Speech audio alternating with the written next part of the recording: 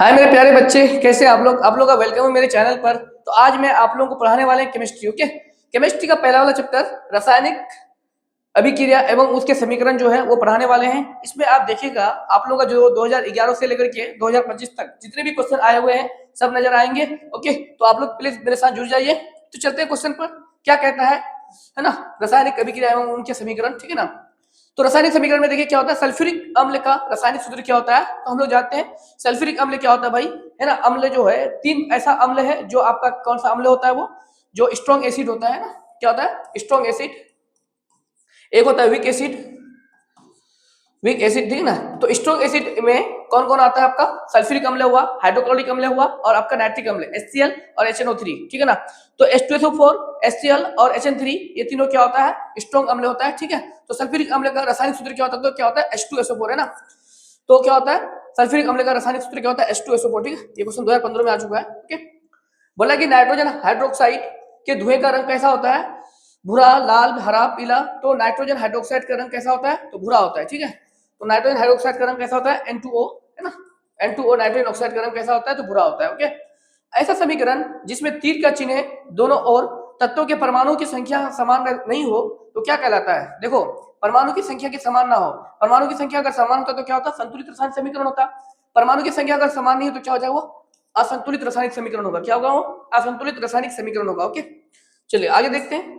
कह रहा है कि निम्न में से कौन सा समीकरण संतुलित है। तो देख लीजिए, H2+Cl2 बनाता 2HCl होता तो संतुलित होता। H2+Cl2 2HCl, ये संतुलित है ना, ये क्या है, संतुलित है। इसमें हाइड्रोजन का अणु, क्लोरीन का अणु दो दो है, तो यहाँ पे यहाँ दो से इसका मतलब क्या है, यहाँ दो है ना जी, आगे में जो दो है इसका मतलब इसमें हाइड्रोजन की अणु दो है और क्लोरीन की भी अणु कितना है, दो है। या हाइड्रोजन चार है तो यह हाइड्रोजन दो ही है, तो इसका मतलब ये भी नहीं होगा। यहाँ पे भी हाइड्रोजन चार है, या हाइड्रोजन का सिर्फ केवल एक है, तो इसका मतलब ये भी समीकरण नहीं है। ये भी संतुलित नहीं है, ये भी संतुलित नहीं है, ये भी संतुलित नहीं है।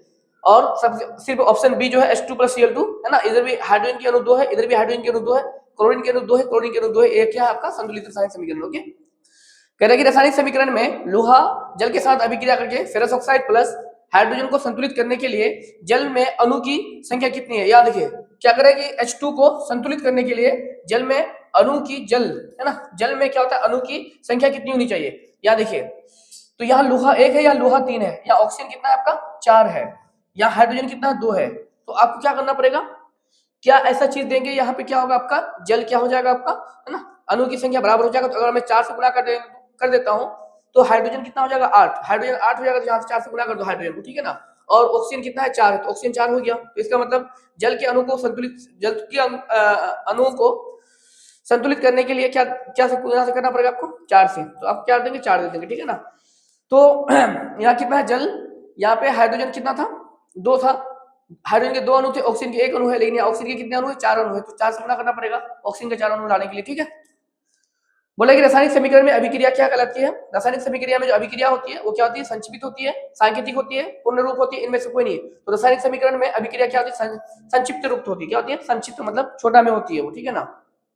रासायनिक अभिक्रिया में भाग लेने वाले पदार्थ को कहा जाता है क्या, अभिकारक। हाँ, रासायनिक अभिक्रिया में जो पदार्थ भाग लेता है उसको हम लोग क्या बोलते हैं, अभिकारक बोलते हैं। और उसके बाद जो नया पदार्थ बनता है उसको हम लोग क्या बोलते हैं, प्रतिफल बोलते हैं, या उत्पादक, है ना। प्रतिफल भी बोल सकते हैं या उत्पाद भी बोल सकते हैं। तो अभिकारक हो जाएगा यहाँ पे, जो रासायनिक अभिक्रिया में भाग लेता है उसको हम लोग क्या बोलते हैं, अभिकारक बोलते हैं। ओके, 2025 और 2020 में क्वेश्चन आ चुका है, ठीक है ना। निम्नलिखित में से कौन समीकरण संतुलित नहीं है। समीकरण संतुलित नहीं है, यहाँ देखिए, यहाँ हाइड्रोजन चार है, यहाँ भी हाइड्रोजन चार है, ऑक्सीजन दो है, तो ऑक्सीजन दो है, ठीक है। ये भी तो 2KClO3, 2KCl+3O3 ये भी हमको लगता है संतुलित है। H2+Cl2Cl ये भी संतुलित है।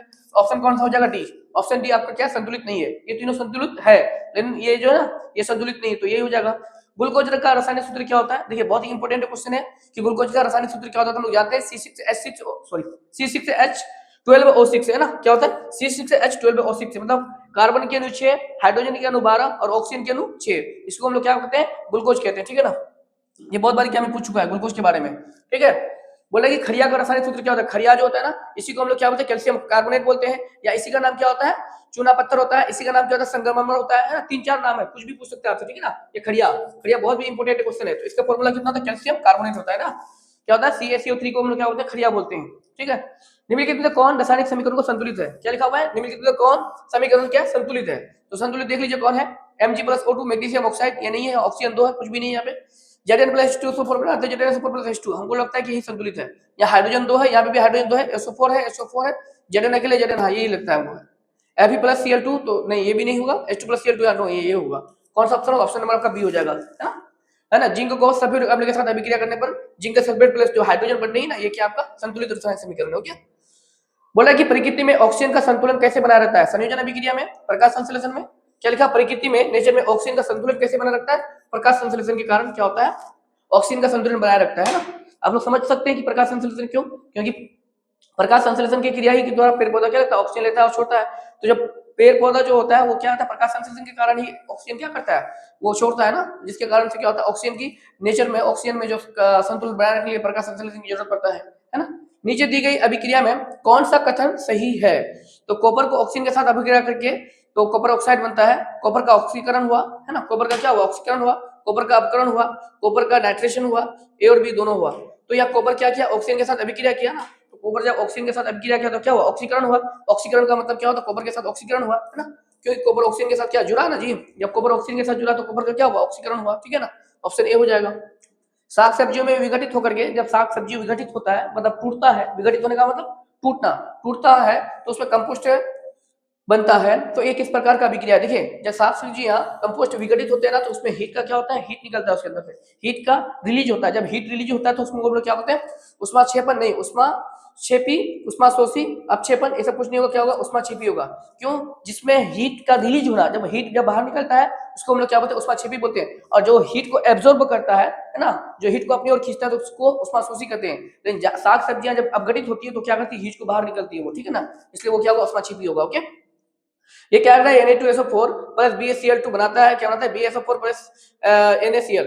तो ये क्या हो जाएगा? इस अभिक्रिया में BaSO4 जो है ना, वो क्या करता है? सफेद अपक्षेप के रूप में, अपक्षेप का मतलब जानते हैं नीचे बैठ जाना, ठीक है ना। सफेद अपक्षेप के रूप में नीचे बैठ जाता है। इस प्रकार की अभिक्रिया को हम लोग क्या कहेंगे? अपक्षेपण अभिक्रिया कहेंगे, ठीक है ना। वियोजन अभिक्रिया नहीं, ये सब कुछ नहीं होगा। जब वो अपक्षेप के रूप में नीचे बैठ जाता है तो उस प्रकार की अभिक्रिया को हम लोग क्या कहेंगे? अपक्षेपण अभिक्रिया कहेंगे, ठीक है। बोला कि एक जांच परख नली में लिए गए विलयन में एक लोहे की कील को डुबाया गया, तो आधे घंटे के बाद ये देखा गया कि विलयन का रंग परिवर्तित हो गया। तो उस कांच में परख नली का विलयन क्या था? Zinc sulphate, ferrous sulphate, copper sulphate, Al2SO4, aluminium sulphate. तो क्या हो जाएगा आपका? Copper sulphate. कॉपर सल्फेट को क्या करता है? अगर क्या करेंगे, विलयन में कुछ टाइम तक रखेंगे ना, इसका रंग क्या होता है? अपने आप परिवर्तित हो जाएगा, ठीक है। कॉपर सल्फेट का याद रखिएगा क्वेश्चन, ठीक है। कॉपर सल्फेट के विलयन में लोहे के कील को डालने पर कॉपर को विस्थापित कर देता है। देखो, कॉपर को क्या कर देता है? विस्थापित कर देता है और लोहे की कील पर जमा हो जाता है। तो इस अभिक्रिया को क्या करता है? जब वो विस्थापित हो जाता है तो क्या हो जाएगा आपका? संयोजन अभिक्रिया, द्विविस्थापन अभिक्रिया। तो ये हो जाएगा आपका विस्थापन अभिक्रिया, समझे ना। वो क्या कर रहा है? मतलब ये कॉपर को विस्थापित करता है। तो इस प्रकार का अभिक्रिया जो होता है वो क्या करता है? विस्थापन अभिक्रिया कहलाता है, ठीक है। वो निम्नतम तापक्रम में जिस पर कोई पदार्थ जलना प्रारंभ करता है उस पदार्थ का क्या कहा जाता है? दहन ताप, ज्वलन ताप। तो उसको ज्वलन ताप कहा जाता है। जो पदार्थ जो सबसे कम ताप पर जलता है ना, कोई भी पदार्थ जो सबसे कम ताप पर जलता है तो उसको क्या कहते हैं? उसका ज्वलन ताप कहा जाता है, ठीक है। आगे देखिए, सीएनजी होता है तो सीएनजी के कौन कौन अवयव होते हैं? मीथेन भी होते हैं, इथेन भी होते हैं, प्रोपेन, तीनों चीज होता है। तो कौन सा ऑप्शन हो जाएगा? ऑप्शन नंबर डी हो जाएगा ना। अगर मुख्य अवयव होता, सीएनजी मुख्य अवयव होता तो मुख्य क्या होता है? मीथेन होता है, ठीक है ना। एलपीजी का मुख्य घटक कौन सा होता है?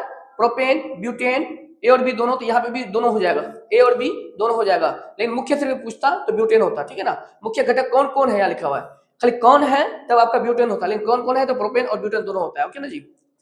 एलपीजी के गैस के रिसाव का पता किसके चलता है? अमोनियम, मीथेन, इथिल मर्केप्टेन, इनमें से कोई नहीं। तो आप लोग जानते हैं जब एलपीजी गैस हम लोग गैस भरा के घर में लेके आते हैं तो अक्सर देखा जाता है कि उसका जो पहचान किसके द्वारा करता है? क्योंकि क्या करता है? उसमें एक एक्स्ट्रा गैस मिलाया जाता है, ठीक है ना। वो एक्स्ट्रा गैस क्या होता है? मेथिल मर्केप्टेन होता है। क्या होता है? इथिल मर्केप्टेन। इथिल मर्केप्टेन गैस मिला देने के कारण जब गैस लीकेज होता है या उसका रिसाव होता है तो हमें पता चलता है कि हम लोग का गैस क्या हो रहा है? बाहर निकल हो रहा है, उसका रिलीज हो रहा है, ठीक है ना। जिसके कारण से क्या लग सकती है? हम लोग तुरंत उसको क्या कर देते हैं? बंद कर देते हैं। अगर कुछ समय के लिए छोड़ देंगे तो क्योंकि वो बहुत ज्यादा क्या होता है?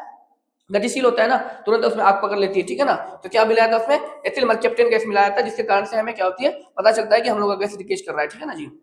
निम्न में से कौन सूर्य के प्रकाश के अपघटित हो जाता है? सूर्य के प्रकाश में कौन अपघटित हो जाता है?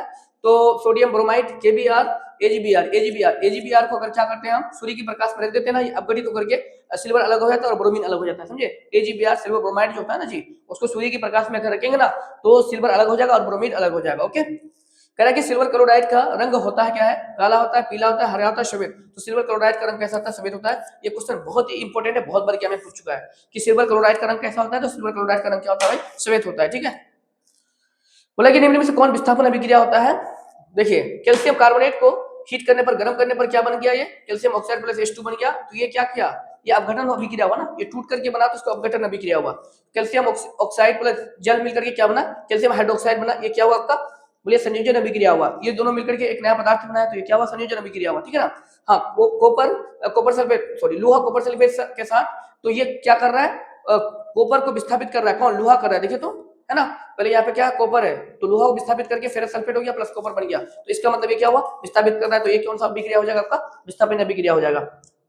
यहाँ देखिए ये आपका द्विविस्थापन अभिक्रिया होगा। ये क्या होगा, क्योंकि ये भी यौगिक है, ये भी यौगिक, यौगिक यौगिक अभिक्रिया करके दो अलग अलग प्रकार का यौगिक बनाता है। तो इस प्रकार का अभिक्रिया को हम लोग क्या करते हैं, द्विविस्थापन अभिक्रिया करते हैं। ठीक है ना। ये विस्थापित कर रहा है, तो ये क्या हो जाएगा आपका, विस्थापन अभिक्रिया हो जाएगा। ठीक, अभिक्रिया में CaO प्लस H2 क्या बनाता है, COH का होल 2 बनाता है। ये किस प्रकार का अभिक्रिया है, तो वियोजन, वियोजन तो नहीं होगा, संयोजन अभिक्रिया होगा। ये दोनों जुड़ करके क्या होता है आपका, ये बना रहा है COH का होल 2 बना रहा है। तब ये जब दोनों जुड़ करके COH को होल 2 बनाता है, इसका मतलब ये क्या होता है, दोनों आपस में मिल करके बना रहा है। तो संयोजन, संयोजन का मतलब क्या होता है, जुड़ना, जुड़ करके बना रहा है ना। इसलिए कैल्शियम ऑक्साइड हाइड्रोजन के साथ, है ना, जुड़ करके क्या मतलब कैल्शियम हाइड्रोक्साइड बनाता है। ठीक है, तो ये क्या हो जाएगा आपका, संयोजन अभिक्रिया हो जाएगा। ओके, निम्न में कौन अभिक्रिया का लक्षण नहीं है, रंग में परिवर्तन, गैस में निकलना, अपशिष्ट का बनना। ये सारा तो ये भी है आपका, ये भी है आपका, ये भी है आपका। ठीक है ना। ये तीनों आपका क्या है, अभिक्रिया का लक्षण है ना। रंग में परिवर्तन होता है, गैस का निकलना होता है, अपशिष्ट का बनना होता है। लेकिन आपका अभिकारकों का तापक्रम में स्थिर रहना, ये आपका क्या है, ये आपका क्या नहीं है भाई, ये आपका अभिक्रिया का लक्षण नहीं है, है ना। अभिकारकों का तापक्रम में स्थिर रहना,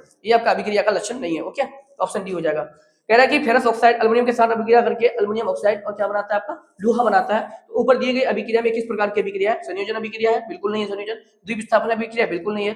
ये क्या, क्यों नहीं है भाई, क्योंकि ये लोहा के कौन आ गया, अल्युमिनियम आ गया। तो अल्युमिनियम लोहा को क्या कर दिया, विस्थापित कर दिया ना। इसका मतलब ये क्या हो जाएगा आपका, विस्थापन अभिक्रिया हो जाएगा। बात समझे ना। ये क्या किया, लोहा अल्युमिनियम को क्या किया, विस्थापित किया, इसलिए कौन सा अभिक्रिया हो जाएगा आपका, विस्थापन अभिक्रिया हो जाएगा। ओके, आगे देखिए। आगे वाला क्वेश्चन कहता है कि सोडियम हाइड्रोक्साइड और हाइड्रोक्लोरिक अम्ल की अभिक्रिया से सोडियम क्लोराइड और जल बनाते हैं। तो ये कौन सा अभिक्रिया होगा, देख लीजिए। ये क्या, सोडियम हाइड्रोक्साइड NaOH है, क्या भाई, NaOH, ये आपका क्या होता है, लवण होता है। ठीक है ना, ये क्या होता है, लवण होता है। प्लस और HCl मतलब हाइड्रोक्लोरिक अम्ल है, ये क्या है आपका, ये अम्ल है। ये क्या भाई, अम्ल है। तो आपको पता है कि जब अम्ल और लवण आपस में अभिक्रिया बनता है तो क्या बनता है, वो उदासीनीकरण अभिक्रिया बनता है। क्या बनता है, उदासीनीकरण अभिक्रिया, याद रखिएगा। ठीक है ना। जब अम्ल लवण के साथ अभिक्रिया करता है, जब अम्ल लवण के साथ अभिक्रिया करता है तो कौन सा अभिक्रिया होता है, वो उदासीनीकरण अभिक्रिया होता है। ठीक है।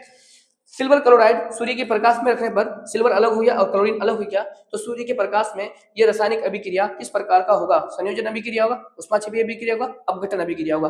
क्योंकि देखिए जब हम लोग इसको सिल्वर क्लोराइड को कहाँ पे रखे, धूप में रखे, तो टूटा ना जी, टूट करके आपका क्या बना है, सिल्वर अलग हुआ, क्लोरीन अलग हुआ है। तो जब टूट करके बनता है तो उसको हम लोग क्या बोलते हैं, अपघटन अभिक्रिया बोलते हैं। ठीक है ना, ऑप्शन सी हो जाएगा आपका। श्वसन किस प्रकार की रासायनिक अभिक्रिया है, श्वसन जब सांस लेते हैं हम लोग, है ना, श्वसन क्या होता है आपका, उपचयन अभिक्रिया, संयोजन अभिक्रिया, उष्माक्षेपी। तो क्या होता है आपका, श्वसन आपका एक उपचयन अभिक्रिया होता है। ये बहुत ही इंपोर्टेंट क्वेश्चन है और क्या बहुत बार पूछ चुका है क्वेश्चन। ठीक है ना, खास करके श्वसन किस प्रकार का अभिक्रिया, तो याद रखना उपचयन अभिक्रिया है ना, जिसमें ऑक्सीजन का क्या करता है भाई, ऑक्सीजन को जुड़ता है, संयोग करता है वो। ठीक है ना, जो इलेक्ट्रॉन को त्याग करता है और हाइड्रोजन को भी त्याग करता है, सिर्फ ऑक्सीजन को क्या करता है, जुड़ता है। तो क्या होता है, वो उपचयन अभिक्रिया होता है। ठीक है ना, ऑप्शन ए हो जाएगा। निम्नलिखित में कौन सा युग्म में एकल विस्थापन अभिक्रिया को प्रदर्शित करता है, एकल विस्थापन अभिक्रिया को, मैग्नीशियम क्लोरीन कॉपर के साथ, मैग्नीशियम आपको कॉपर के साथ विस्थापित कर ही नहीं पाएगा, ये नो रिएक्शन हो जाएगा, है ना, ये नो रिएक्शन हो जाएगा। सिल्वर नाइट्रेट, सिल्वर क्या AgNO, ये कॉपर के साथ, हाँ ये हो सकता है, ये हो सकता है, ये विस्थापित कर सकता है। सोडियम कॉपर के साथ विस्थापित करेगा, लोहा Ag के साथ विस्थापित करेगा नहीं। ये और ये तीनों रिएक्शन करेगा ही नहीं, है ना। तो कौन हो जाएगा, ऑप्शन नंबर आपका क्या हो जाएगा, बी हो जाएगा। ऑप्शन बी है ना, सिल्वर नाइट्रो ऑक्साइड जो है ना, वो कॉपर के साथ विस्थापित करके कोई नया अभिक्रिया बना सकता है। ठीक है ना, कोई नया पदार्थ बना सकता है। लेकिन MgCl2 NaCl और FeSO4 ये कॉपर के साथ और ये Ag के साथ अभिक्रिया करेगा ही, वो नो रिएक्शन हो जाएगा। ठीक है, क्योंकि ये बहुत अधिक अभिक्रियाशील धातु है, ये बहुत कम क्रियाशील धातु है, इसलिए।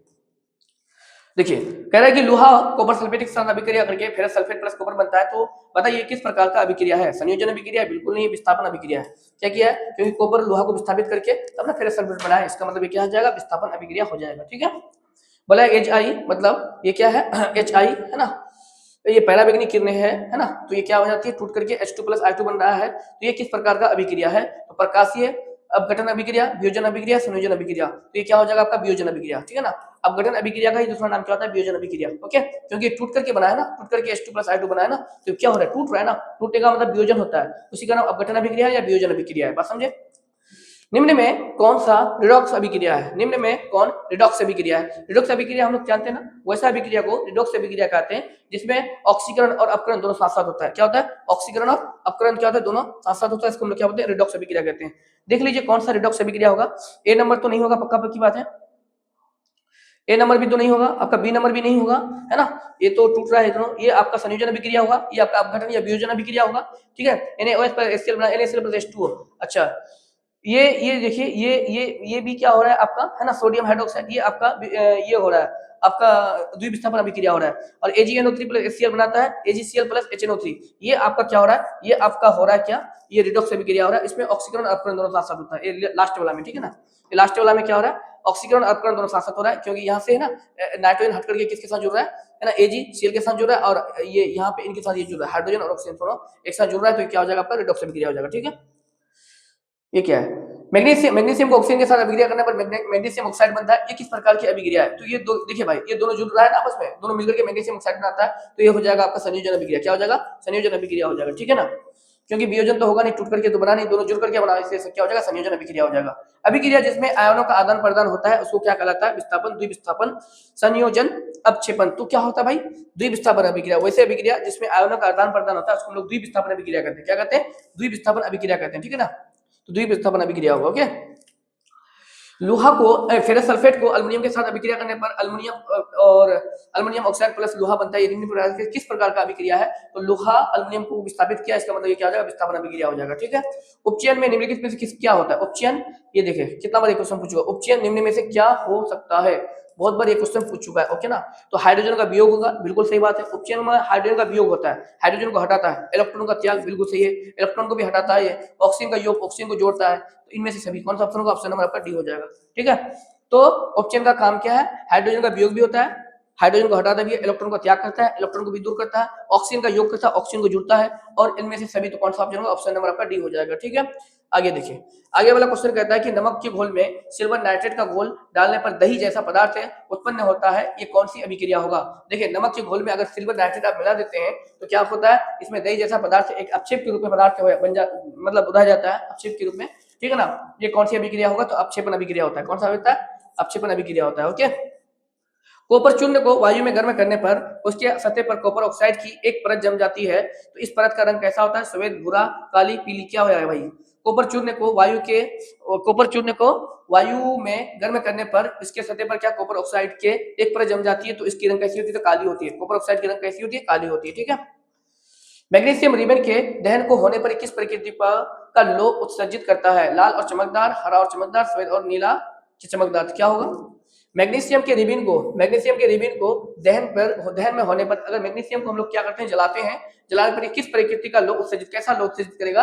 तो नीला चमकदार, श्वेत चमकदार, हरा चमकदार। तो श्वेत चमकदार नीला ये क्या करता है? लोह निकालता है, श्वेत चमकदार, ठीक है।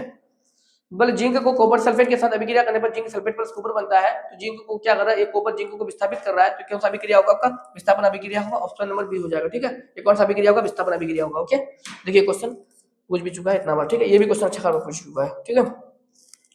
बोल रहा है कि एथिल अल्कोहल का व्यापारिक उत्पादन किस रासायनिक क्रिया के द्वारा किया जाता है? उपचयन, अपचयन, किण्वन, भर्जन के द्वारा। तो एथिल अल्कोहल का व्यापारिक उत्पादन किण्वन प्रक्रिया के द्वारा, किसकी तरह? किण्वन प्रक्रिया के द्वारा किया जाता है, ठीक है। समीकरण में कैल्शियम कार्बोनेट को calcium oxide plus carbon dioxide बनता है। तो किस प्रकार का अभिक्रिया? ये टूट रहा है ना, कैल्शियम कार्बोनेट क्या हो रहा है? टूट रहा है, तो वियोजन हो रहा है। क्या हो जाएगा? वियोजन। कौन सा होगा? ऑप्शन नंबर आपका ए हो जाएगा, ठीक है। ये भी क्वेश्चन बहुत बार पूछ चुका है क्या मैं, बहुत important, very very important question करवा रहा हूं मैं आप लोगों को। श्वसन किस प्रकार की अभिक्रिया है? संयोजन, अपचयन, उष्माक्षेपी, उपचयन। तो हम लोग जानते हैं श्वसन, अभी मैंने बताया कि श्वसन क्या है? एक प्रकार का उपचयन अभिक्रिया। क्या है? उपचयन अभिक्रिया है, ओके। निम्नलिखित अभिक्रियाओं में तुम पढ़ो ना। निम्नलिखित अभिक्रियाओं में से कौन सा अपघटन की अभिक्रिया कहलाता है? देखो, अपघटन अभिक्रिया ये क्या टूट करके बनाएगा, ठीक है ना। बैठो तो अंदर बैठो। अपघटन अभिक्रिया कौन सा कहलाता है? देख लो, H2+I2 क्या होता है? HI। तो ये देखिए, ये भी तो अपघटन नहीं हो रहा है, ये भी अपघटन। हाँ, ये देखिए, ये अपघटन हो रहा है, टूट रहा है ना, ये टूट रहा है। KClO3 को क्या करते हैं हम लोग? गर्म करने पर क्या करेगा? KCl अलग होगा, ऑक्सीजन अलग हो जाएगा। तो क्या हुआ? आपका अपघटन अभिक्रिया हुआ, ठीक है ना। तो ये अपघटन अभिक्रिया का उदाहरण है। अपघटन अभिक्रिया का मतलब टूटना, ठीक है ना। देखिए, वो अभिक्रिया जिसमें उत्पाद के बनने की साथ साथ उष्मा भी उत्पन्न होती है कहलाती है क्या? उष्माशोषी, उपचयन, प्रकाश संश्लेषण, उष्माक्षेपी। देखिए, वो अभिक्रिया जिसमें उत्पाद का मतलब वही आपका प्रतिफल है ना, प्रतिफल के बनने के साथ साथ उष्मा भी उत्पन्न करता है। तो उष्मा उत्पन्न करता है, देख लीजिए उष्मा क्या करेगा, उत्पन्न करेगा तो क्या हो जाएगा आपका उष्माशोषी हो जाएगा, ठीक है ना। उष्मा उत्पन्न करेगा तो उष्माशोषी हो जाएगा, और उष्मा को क्या करता है वो एब्जॉर्ब करता है, खींचता, तो उष्माक्षेपी हो जाता है, ठीक है। उपचयन वो अभिक्रिया है, उपचयन वह अभिक्रिया है जिसमें होता क्या, हाइड्रोजन का वियोजन, बिल्कुल सही बात है। इलेक्ट्रॉन का हानि या कमी, वो भी ठीक है। ऑक्सीजन का संकलन, ये भी ठीक है। इनमें से सभी हो जाएगा, कौन सा हो जाएगा, ऑप्शन नंबर आपका डी हो जाएगा। ऑक्सीजन का संकलन का मतलब ऑक्सीजन को क्या करना, जोड़ना, ठीक है। निम्न में से कौन अपकारक है, निम्न में से कौन अपकारक है ना। H2 अपकारक है, CO कार्बन मोनोऑक्साइड अपकारक है, ये तो बिल्कुल नहीं है भाई। ऑक्सीजन ये भी अपकारक है, नहीं। H2S क्या है, H2S या हाइड्रोजन ले लिए सबसे बढ़िया, क्या हो जाएगा, हाइड्रोजन है ना, हाइड्रोजन क्या आपका अपकारक है, ठीक है। रासायनिक अभिक्रिया कॉपर ऑक्साइड में हाइड्रोजन को मिलने पर कॉपर अलग हो जाएगा और जल अलग हो जाता है। इसमें क्या हो रहा है, देखिए तो उपचयन होगा, संयोजन होगा, अपचयन होगा, रिडॉक्स होगा। तो कॉपर क्या कर रहा है, कॉपर ऑक्साइड क्या कर रहा है, हाइड्रोजन के साथ विस्थापित कर रहा है, कॉपर को ऑक्सीजन से अलग कर रहा है ना जी, कॉपर को ऑक्सीजन से अलग कर रहा है और हाइड्रोजन ऑक्सीजन के साथ जुड़ रहा है, तो क्या हो जाएगा आपका उपचयन अभिक्रिया होगा। क्या होगा भाई, उपचयन अभिक्रिया होगा, ठीक है ना। क्या हो जाएगा, क्योंकि हाइड्रोजन को ऑक्सीजन के साथ जुड़ करके जल बना रहा है ना, तो क्या हो जाएगा आपका उपचयन अभिक्रिया हो जाएगा, ठीक है। ये उपचयन होगा, उपचयन, क्योंकि वो विस्थापित कर रहा है ना कॉपर ऑक्सीजन, नहीं यहाँ पे उपचयन नहीं होगा, क्योंकि ऑक्सीजन क्या कर रहा है, विस्थापित कर रहा है किसको, हाइड्रोजन के साथ जुड़ करके, ठीक है ना, कॉपर के साथ विस्थापित कर रहा है वो, तो यह हो जाएगा आपका संयोजन अभिक्रिया हो जाएगा, ठीक है ना, संयोजन अभिक्रिया होगा, ओके। रासायनिक अभिक्रिया के दौरान किसी पदार्थ में ऑक्सीजन का ह्रास क्या कहलाता है, ऑक्सीजन का कमी होना, ऑक्सीजन का ह्रास क्या कहेगा, अपचयन। ऑक्सीजन का यहाँ पे बढ़ोतरी होता तो क्या होता, ह्रास का मतलब कमी, और बढ़ोतरी होता तो उपचयन होता, ह्रास हो रहा है, कमी हो रहा है, तो क्या हो जाएगा, अपचयन होगा, ठीक है।